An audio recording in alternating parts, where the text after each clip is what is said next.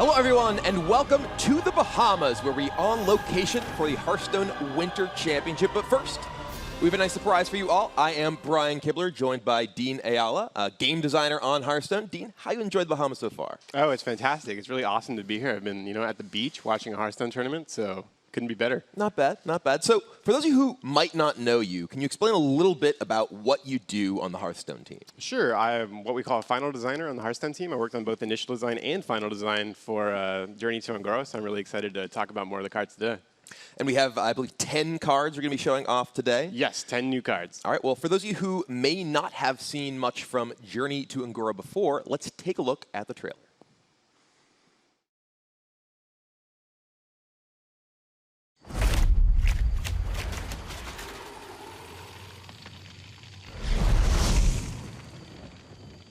We're almost there. Quiet down, everyone. This is not like any of our previous expeditions. This will be far more ambitious. We're stepping into a land of primordial wonder.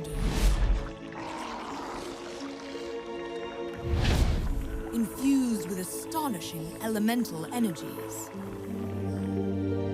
The plant life here holds very unusual properties. So don't touch anything. And while you may be excited to see the local fauna, you might want to make sure they don't see you. Because their powers of adaptation are devastating.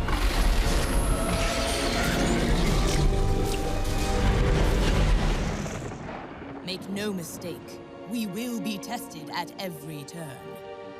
But if we stay on our guard, we might just survive. Now then, are you ready? Then let's journey into Un'Goro Crater.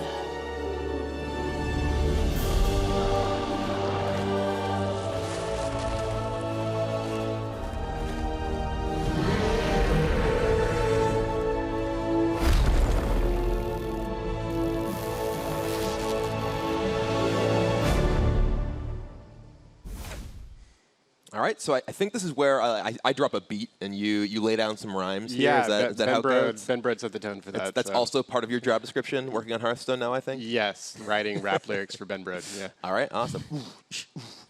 I don't have anything to say. Oh, man. Ruined. But anyway, so Journey to Un'Goro, obviously traveling into the sort of primordial land of Un'Goro Crater. Can you tell us a little bit about sort of the overall design themes and goals for the set? Yeah, absolutely. We talked about basically all of them so far. We have quests, adapt, and elementals. Quests are really fit sort of the flavor of what we really wanted to do with Un'Goro, was capture sort of the wonder and excitement of traveling into a new area and finding these awesome rewards and treasure. So I think that really captures the exploration aspect.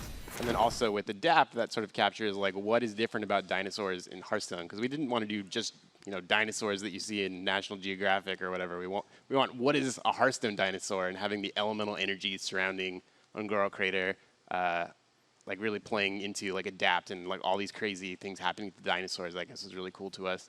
And then elementals is one of the new mechanics that we talked about a little bit. And so hopefully that plays a lot different than mechs and dragons, like playing something last turn and sequencing, I think was really cool there as well. So yeah, I've really liked the concept of the elemental cards I've seen so far. The fact that you have to have set up for it on a previous turn means that your opponent can sort of be like, oh, well, okay, you're going into turn 7. That means you can play this big legendary 7-cost elemental, and I can try and set up my turn and my board to be ready for that. Yeah, something that we also try to do is not make all of the elemental bonus cards actual elementals. So you have to really think about, do I want to take advantage of my bonus this turn? Do I want to play my card that says if I played an elemental last turn, get this bonus? Or do I want to play an elemental and set up for next turn as well? Yeah, a lot of sort of tribal decks, like dragons decks, for instance. Like I play a dragon, now I play another dragon, now I play another dragon. In this case, it's like, okay, well, if I want to maximize my cards, I either have to spend my mana a little bit off curve or sort of change the order in which I'm playing things. Right, and also your opponent can see that, I played an elemental this turn, and maybe I took something a little bit off so I can get a bonus for next turn, or maybe I'm setting up for my opponent's, giant minions. So, if if there's a minion that has a big bonus that is good against you in some certain situation, then maybe you can see that going into it. It's like, oh, he played an elemental last turn. I know what those cards sort of do now, so I'm going to play a little bit differently. Cool. All right. Well, enough about sort of the theory behind the cards. Oh, yeah, I'm sure I'm not the only one here who wants to see the actual cards. So let's take a look at our first card we have to reveal to you today.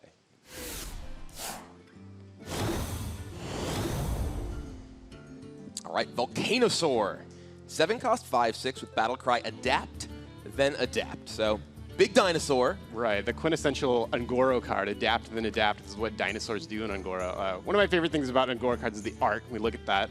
That's like a volcano inside of a dinosaur, so you can really see like what's going on in Ungoro. Like the art is really, really special to me in this set. Adapt, then adapt. I think the power in this card is really in the versatility. You can use it, in a pinch when you need like a 5/9 taunt. Like maybe that's really good for you in a situation where you're really behind. Other times you can set it up with stealth and Wind Fury and use it as a late game win condition.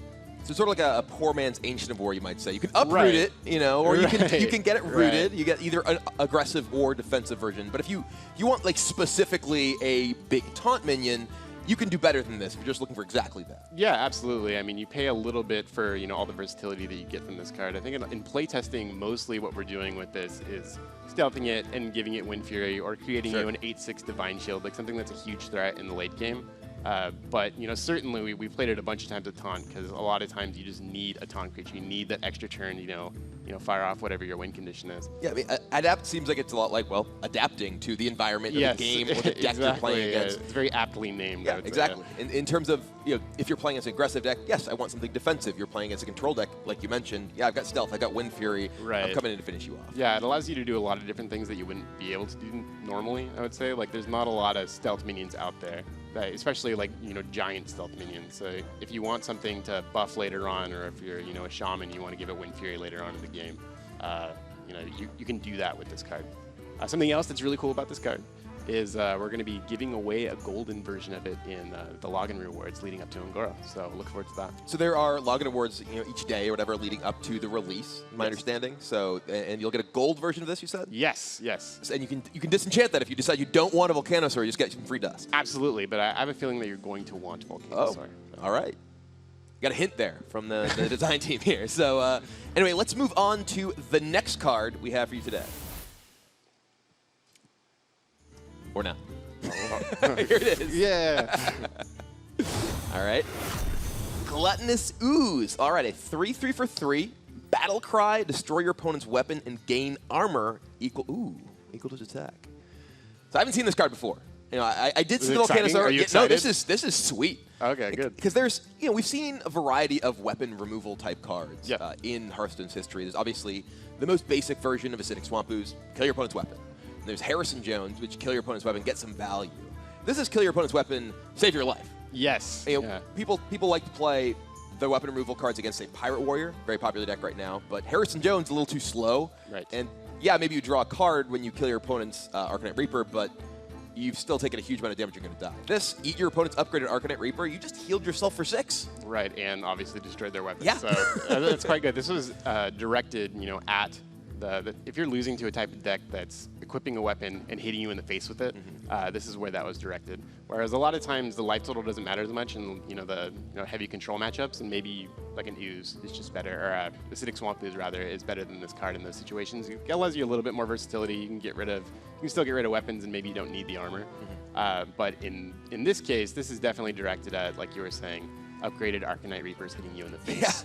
Yeah, that's an absolutely huge swing against those aggressive Pirate Warriors. Right, yeah. So you have, this along with Galak Crawler, I think is going to be pretty helpful against a lot of those Pirate decks, and cards like Tar Creeper as well. So I think if you are running into a bunch of aggressive strategies, especially ones, because we always want to give you a way to interact with what your opponent is doing, and we have a bunch of minion swarms. You can play decks like Rogue that are pretty good at dealing with backstab and SI and stuff like that.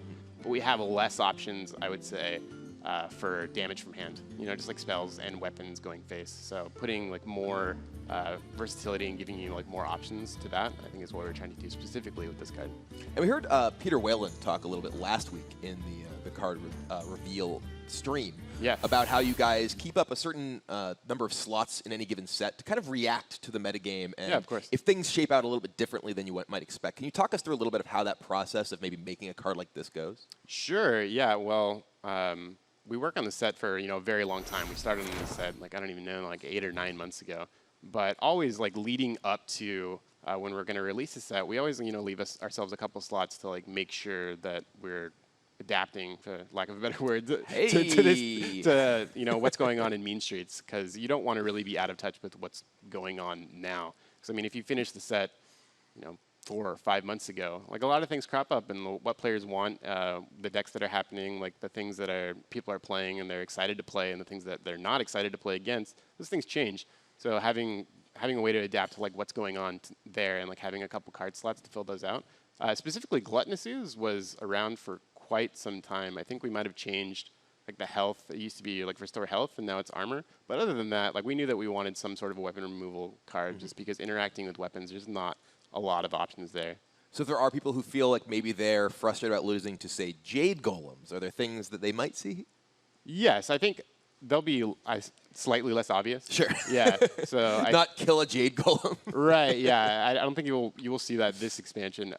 But specifically, the problem with people have with Jade decks, I think, in terms of like losing to them, you just need to be able to turn the corner a little bit faster. So Jade decks, I think, are always going to be good against. If your strategy is just remove everything forever and then eventually win the game because your opponent is out of stuff, that strategy is probably not going to be very good against Jade decks. But if your strategy is, get to a point where you're turning the corner and then you can win the game with like creatures of your own, there need to be good strategies against that. And I think quests, specifically in Un'Goro, are good for that. And, these giant rewards are going to help swing the game. And I think, a lot of the slower decks like Jade are going to have trouble with that. All right, very cool. Well, we got more cards going, so yes, let's check absolutely. out the next card. Mana Bind is a mage secret. When your opponent casts a spell, add a copy to your hand that costs 0. Huh. I didn't even know how to process this at first. Yeah. And we've seen a number of mage secrets that interact with spells. There's Counterspell, there's Spellbender, there's other things that sort of do effigy, things like that. But this is kind of just spell steal. I'm going to take your thing and use it against you. Yes. Yeah, I mean, you play it around in a lot of the same ways you play around Counterspell. So you're going to want to probably cast your smaller spells first against Mage, especially leading in Un'Goro with Mana Bind. Mana Bind gives you a lot of interesting things that happen just because you have a spell in your hand that costs 0 now. So it changes your upcoming turns quite a bit. Like before, if you Counterspell a Wrath, maybe you're not super happy about that. Right. But if you have a 0 mana Wrath in your hand, that gives you a lot of different options on your following turns. It changes sort of like, you'll have turns that you wouldn't, normally ever have. And your opponent still has a pretty good chance to play around it. So, I mean, if you have Moonfire, that's probably the card you want to cast in this scenario. But it's just another interesting secret to play around for spells, I think. In kind of the worst case scenario, your opponent goes second, they have the coin, well, you get a coin, which can, accelerate you to playing other cards. That's one of the things with a card like Counterspell, for instance. You counter your opponent's coin, you're like, well, that stinks. Yeah, that certainly stinks. But with Mana Bind, I think you're probably still going to want to avoid getting the coin. You will, I think. But those situations are interesting still. So when you're countering a coin, sort of like you're saying, you're a little bummed out, but there's not anything, that comes from that, really. Like maybe you block your opponent's 6-drop when, he was trying to coin it out. Other than that, that's sort of where it ends. But when you have the coin in your hand later on in the game, a lot of interesting things can happen. And this obviously is a lot different than Counterspell in that Counterspell or those similar cards will protect you from something. Yeah. If someone Pyroblasts you in the face and you have Mana Bind, you're still going to take 10 damage. You are still going to take 10 damage. You can send it right back. Yes, for 0 mana, which is pretty good. Yeah. Someone might say that. They might say it's someone pretty might good. say, yeah. Someone that I've seen this weekend might say that. All right, well, very cool. We got more cards to come, so let's go on to the next card.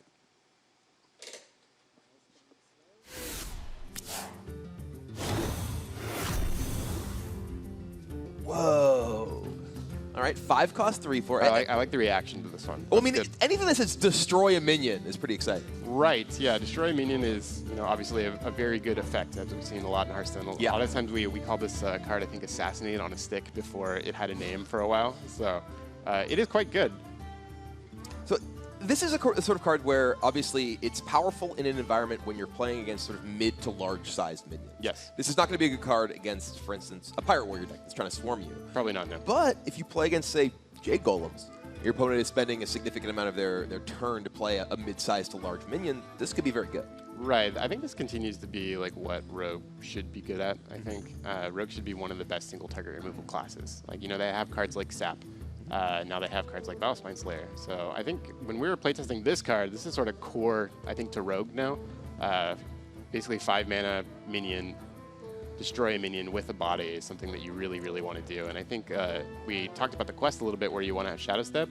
Shadow Step is pretty good with this card too. So not bad. Not bad. Like snapping this back to your hand and then having, you know, a 2 mana removal after that is pretty good. So yeah, Rogue has historically been very good against like mid-range style decks that typically have like 1 minion on the board at any time. And, right.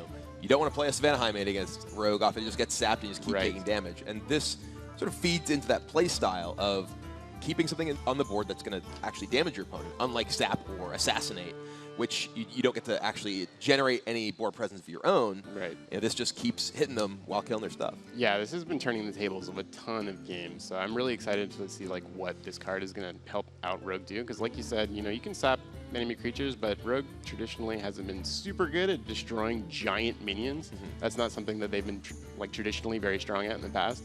So now I think that they're going to be, you know, a lot better at that, and like dealing with the super, you know, late game control decks that are, because a lot of times Rogues have a little bit of a problem with, you know, like warriors gaining like a ton of armor and maybe getting out of range a little bit.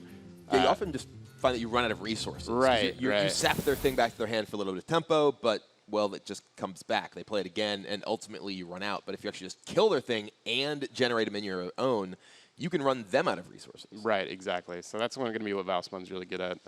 I expect it to be pretty core in Rogue going forward, so I'm excited to see what it's going to do. Yeah, coin that out, kill your thing. All right, we're good. Yeah, and then rip it back to your hand, and then you just kind of have something there waiting for you. And yeah, as you mentioned, the Rogue quest, it revolves around playing 4 minions with the same name over the course of a game. So bouncing things, obviously a very powerful minion to bounce over the course of a game in a deck that's trying to set that kind of thing up. Absolutely. We've played like a lot of Thistletea in that deck. Okay.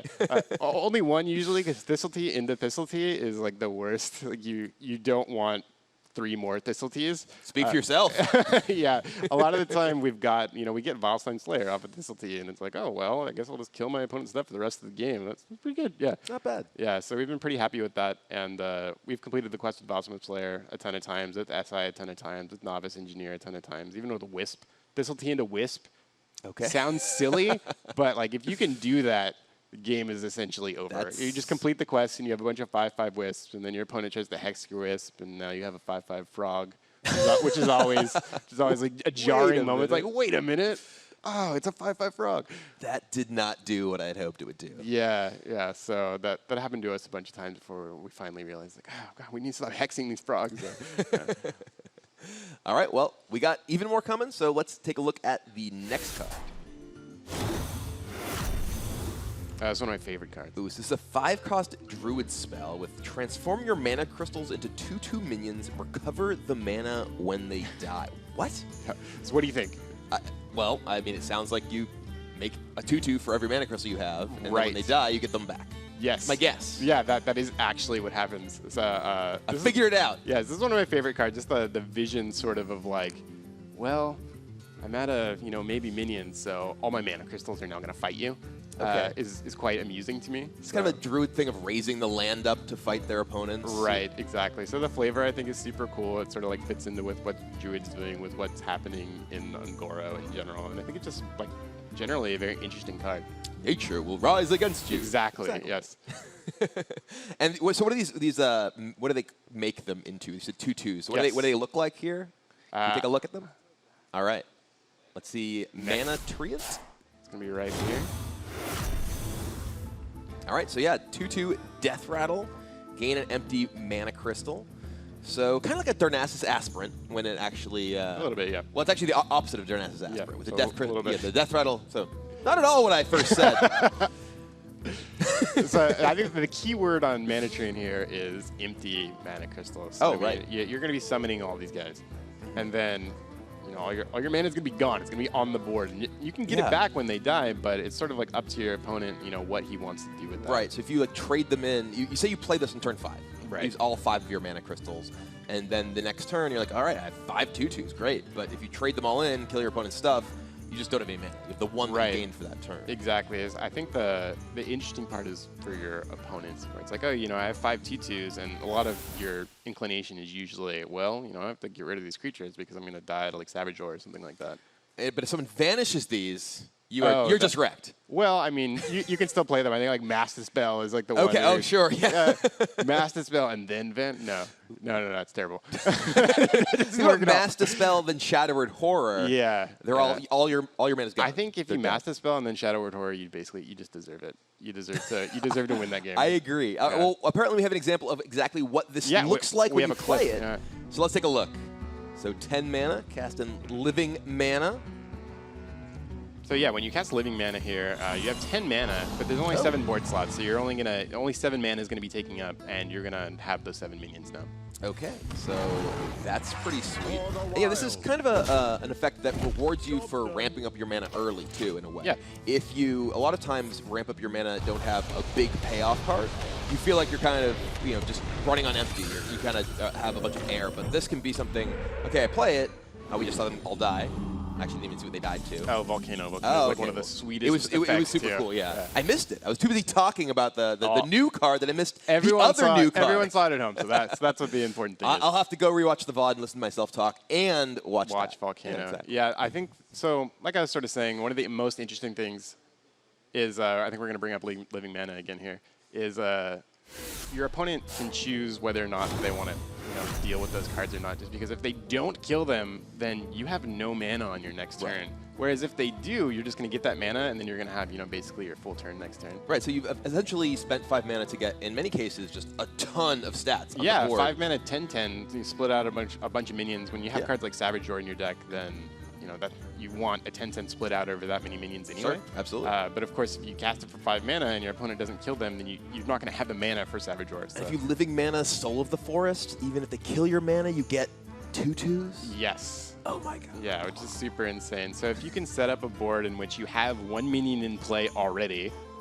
and then cast Living Mana and then Soul of the Forest, then you're going to have. Then they're just you're going to have so many kill minions. Your stuff, but who cares? Right, exactly. We definitely play tested some with Soul of the Forest, and Living Mana is one of the most interesting cards with me. I think that figuring out how players are going to use it, if they're just going to like put it in some of their normal Druid decks, or if they're only going to play it, token stuff with Soul of the Forest and Savage Roar. Yeah, it kind of feels like that kind of card that you want to, in my mind at least, play with, let's say, Power of the Wild, Mark of the Lotus, Savage Roar, right? In that rest of the shell, because there aren't that many things that by themselves just generate a ton of stuff, and this is one of those cards. Right, yeah, and I wonder sometimes if there's just going to be a Druid deck that just puts on so much pressure that you just put this card in your deck. Sure. Or it's like you don't even really need stuff like Savage Roar. You just play it because your opponent has to deal with it because you're putting on so much pressure. And if he deals with it, it's like you played a 5 mana 10/10 like we're saying. Yeah. And if he doesn't deal with it, well then he has a lot of creatures going to his face. I mean, it could even be against aggressive decks. You play this out, and it's like, all right, well, I'm going to trade off with these anyway. I needed something to deal with your early pressure, and what I'm going to do is just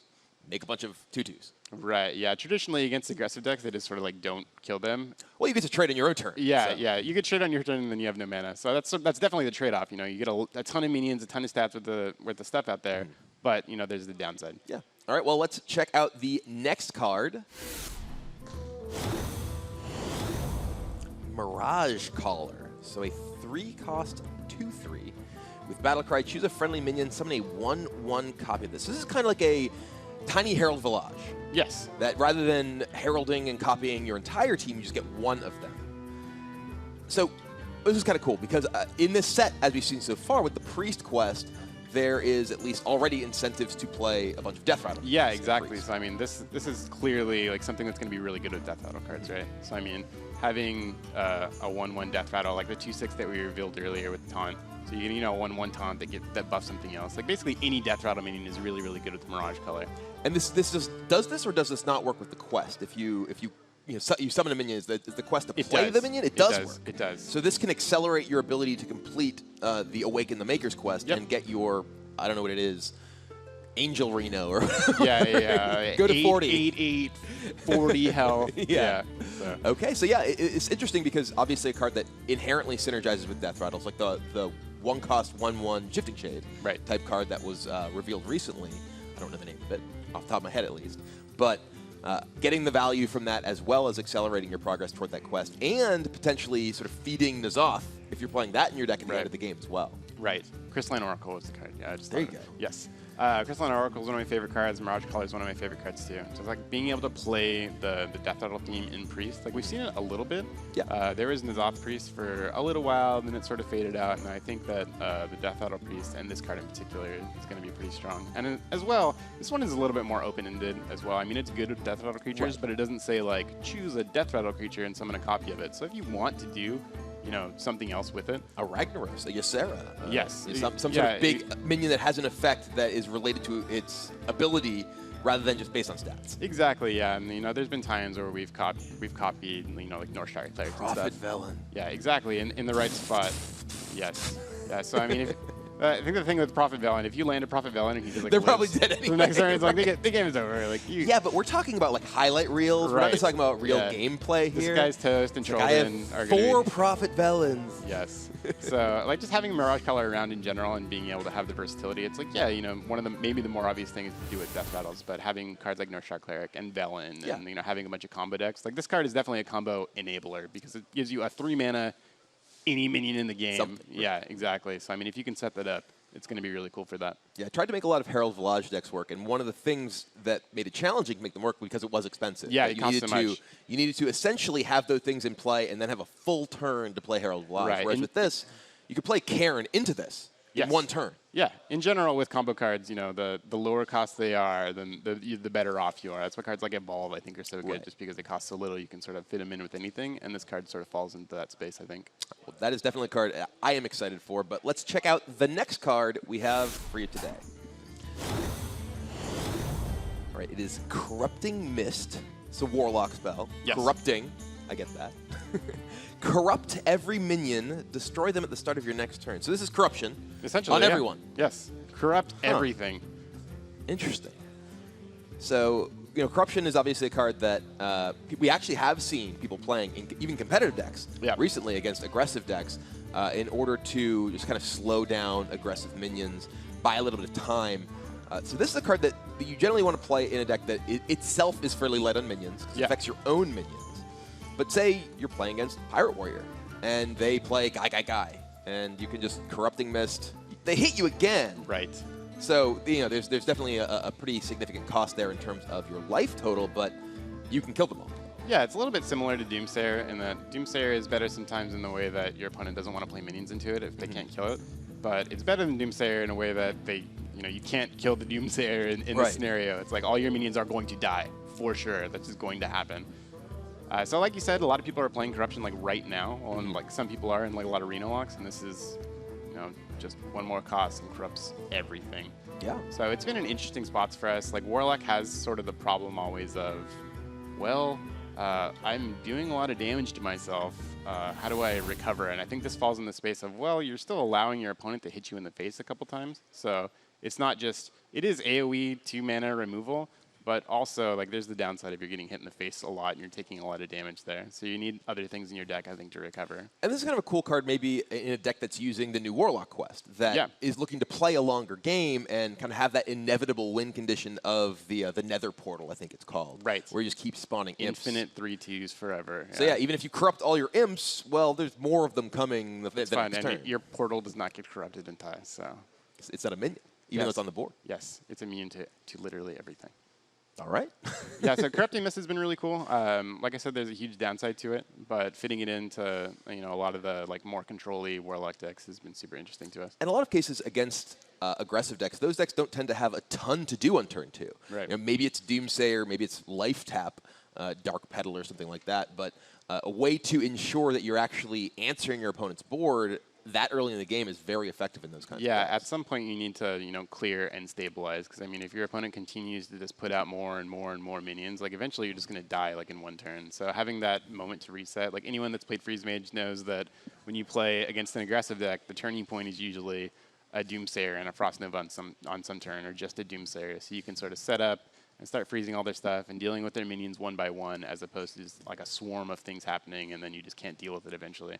So Corrupting Mist is good for that. You can also theoretically just cast it and then play other minions that won't be affected by it. Obviously, your opponent has the opportunity to trade those minions into your minion, their corrupted minions, but it's not necessarily passing over to them like a Doomsayer that everything will die. You can actually follow it up in a way that's different from Doomsayer as well. Right, yeah. Hopefully that won't be too bad of an ordering problem. Sure, yeah. It's like, I'll play my gigantic taunt and then kill it. Corrupting Mist, yeah. What have I done? Yeah, yeah, that's definitely happened.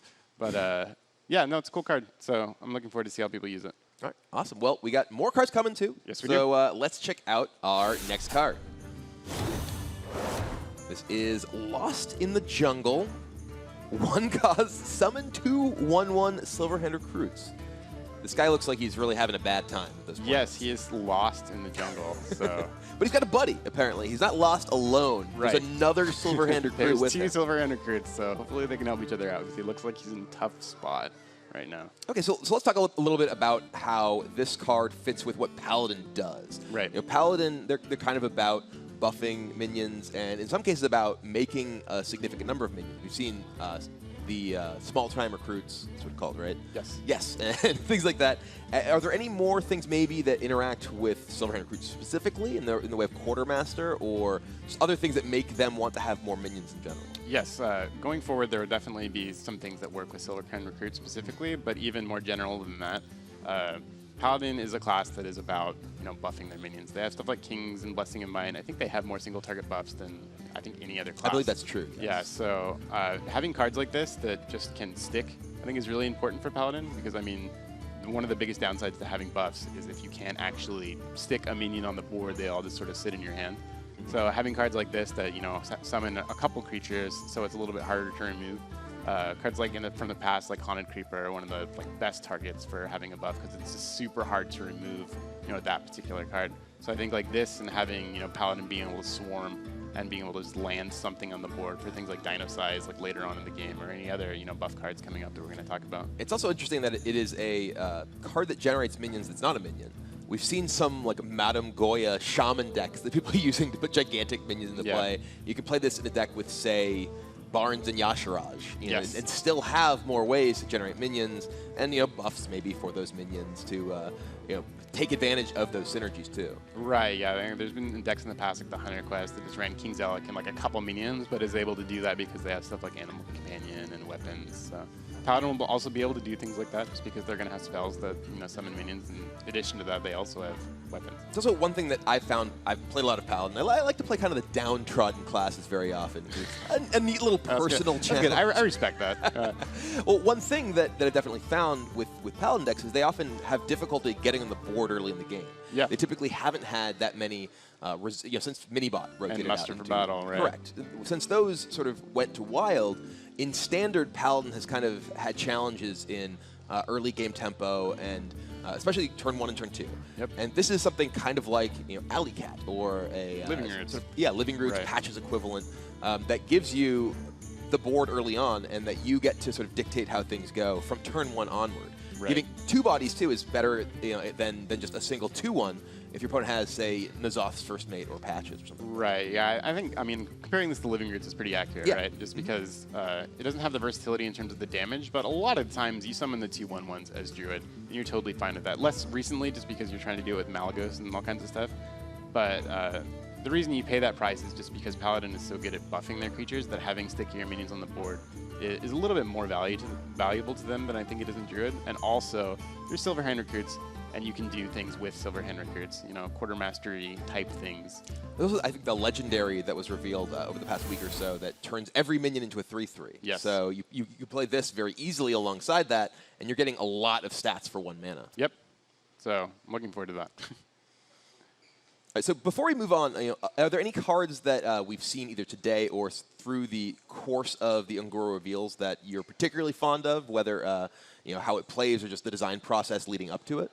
Yeah, I think Living Mana is one of my favorite ones, just because I always really enjoy cards that it's hard for us to pin down. It takes us a really long time to figure out, like, how much mana should this be, or what should this mechanic even do? And I think cards can't always be like this, but when the first read is, whoa, like, what? what is this? You know, like you want to have a number of cards that are super understandable and that are pretty obvious, like, oh, this card does exactly this, and I totally understand. But the mind-blowing ones that are like, what does this even, like, that's crazy. That seems really cool. Whereas I think Living Mana sort of captures that. And all the quests, going over all the quests and figuring out what quests are and, you know, how much mana do they cost? Like, do they start in your hand or not?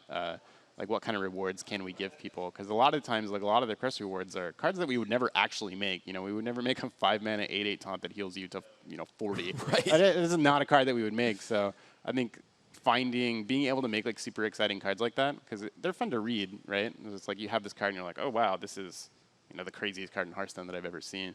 So being able to find space for us to do that. And Quest, I think, is just a cool goal for everybody. Hopefully that they're not super like, oh, the quest deck is just this one deck.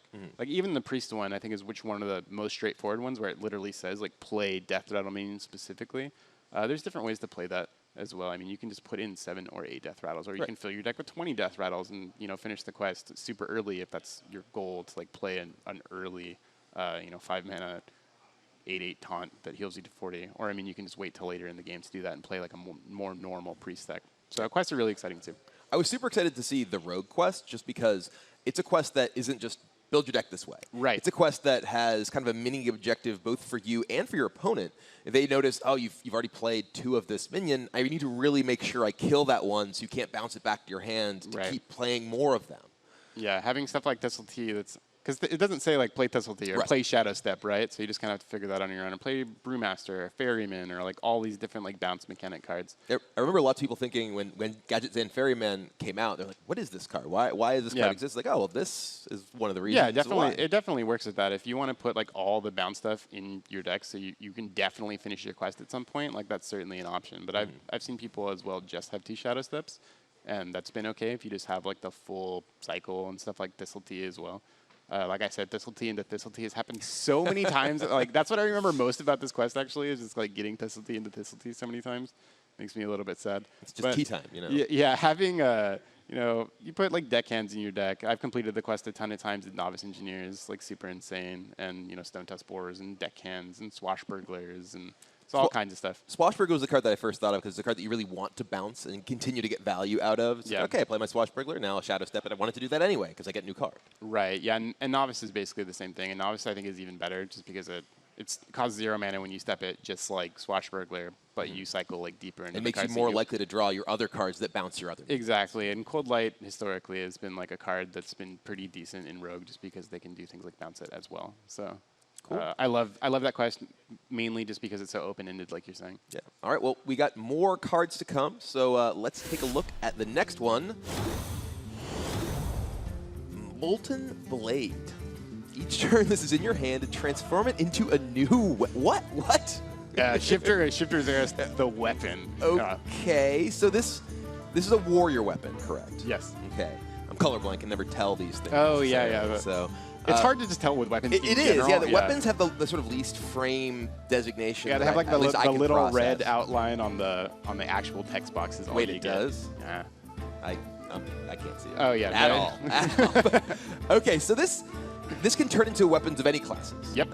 Much like Shifter's Eris, you could potentially get a True Silver Champion, Doomhammer, a Poisoned Blade. Oh yeah, Poisoned Blade, super crazy. But you can't get, say, a non-collectible weapon. You can't get an Atiyesh or an Ashbringer, I assume. No. Okay. So what's up with this? Tell me about the process of designing this card and what your goal was with Molten Blade. Yeah, I think for the most part, I mean, you're gonna want to still put cards like Fiery War Axe, and if your goal is to play, really, why? Because it's a very good card, yeah. I mean, Fiery War Axe is not, like, the best top deck later, but, it's very good in the early game. So you're still going to want to have weapons like that. You're still going to want to have, if you play a super control warrior, you're going to want to have cards like Gorehowl. This card is, I would say, like, pretty fun. If you want to have this in your deck just so, like, maybe it'll turn into an Arcanite Reaper, or maybe it'll turn into another Gorehowl later in the game. But just having cards like this, I think, is just fun for everybody. Like, putting Molten Blade in your deck is just something that a lot of players are going to want to do. I mean, you said it's kind of like Shifter's Eris, and I've had a lot of fun having Shifter's Eris in the deck. It's like, oh, what's going to be this turn? And this obviously is similar space, but just for a different card type. Right. Yeah. And sometimes, like, the dream is you want Doomhammer or something like that. But there's such a wide range of cards that you can get. I don't think this is not the kind of card that we would direct out. It's like, okay, well, we want every single warrior to be playing double Molten Blade, and depending on getting Doomhammer and having the outcome of the game decided based on whether or not they got like a crazy weapon from another class. It's mostly directed at like, this is a fun card. If you want to do stuff, if you want a True Silver Champion, if you want a Doomhammer sometimes, like you can do that here. But it's not directed at this is Fiery War X power level in terms of that. You'd expect to see this more on, say, a Disguised Toast stream or a Trollden video than here on the HCT stage. I think so, yes. All right. And how does this work with, say, buffing cards for weapons like Hobart Grapple Hammer or the Smuggler that buffs the weapon in your hand? Does it retain the buff over time? I believe it does. Yeah, Shipper Zeres also retains the buff. Yeah, I remember. I think I got hand buffs because whatever, like the hand buff thing. Right. It's a little surprising where it's like, it has the bonus still. Wait a minute. Yeah. I reduced the cost of this with Emperor, and now it's still reduced. Right. I think Hobart is like one of the only ones that does that. I think there's one other card that buffs a weapon in your hand. I think it's +1/+1 to a weapon in your hand. Oh, yeah, and yeah, Hobart, yeah, it's yeah. +1 attack to all your weapons. Mm-hmm. And just the single target buff a weapon in your hand as well. Yeah. Does that. All right. Very cool. And we have at least, I think it's 1 or 2 more cards left. I think it's we one. We have one more card left. More card left. But this is a doozy. Let's take a look at our final card for the day. The Marsh Queen. So this is the Hunter quest. Yeah. And the quest is to play 7 1-cost minions. And the reward is Queen Carnassa. So obviously, your question looking at this is, what is Queen Carnassa? What is Queen Carnassa? So before we get to that, let's talk a little bit about the objective here, to play 7 1-cost minions. We've seen Hunters had some 1-cost minion themes in the past. There was the Camel, Desert Camel, as well as, we actually just saw a card revealed of this past week. It was Tolvar Warden. I don't remember if it's exactly right. That is exactly right. Yes! Good job, yeah. I rule. But it's a 3/5 for 5 that you search your deck for, or not search your deck. You put 2 1-cost minions from your hand into your deck into your hand. Yep. So that works, with this.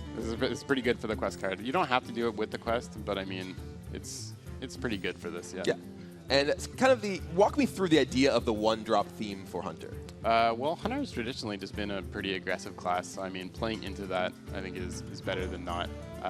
Having one class that's, the hero power is really directed at like pushing the game forward and hitting it at some point. And I think like 1-cost minions and Swarm and Hunters being about beasts. And I think when you think about what dinosaur should Hunters be about, and it's probably like raptors and like all kinds of like crazy stuff going on there. So like just the lower cost sort of dinosaurs rather than them having like giant crazy dinosaurs. Like they have Swamp King Dread, but that's like they're one of their only. That guy looks awesome. Oh, Swamp King Dread is totally awesome. When you ask me about some of my favorite cards, that's definitely it.